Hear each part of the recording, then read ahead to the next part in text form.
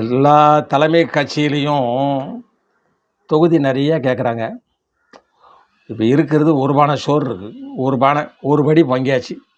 ஒரு பானை சோறு இருக்குது. நலிந்தவர்களுக்கெல்லாம் அந்த சோறை நம்ம பகிர்ந்து கொடுக்கணும். ஒரு பானை சோறை தானும் சாப்பிடணும், பகிர்ந்தும் கொடுக்கணும்.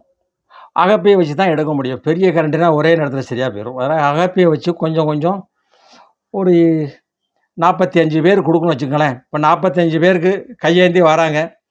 அவங்களுக்கு கொஞ்சம் கொஞ்சமாக தான் கொடுக்க முடியும். இருக்கிறத ஒருத்தருக்கே கொடுத்துட்டா என்ன செய்கிறது? பசி இருக்கத்தான் செய்தியா அவனுக்கு. அவன் 10 இட்லி கேட்பான்.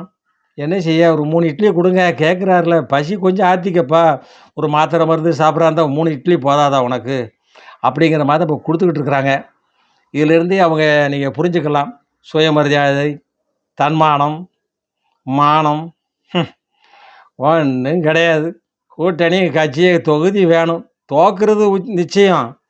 தோற்கிறதுக்கு எதுக்கு உங்களுக்கு இத்தனை தொகுதி அப்படின்னு மக்கள் பேசிக்கிட்டு இருக்கிறாங்க.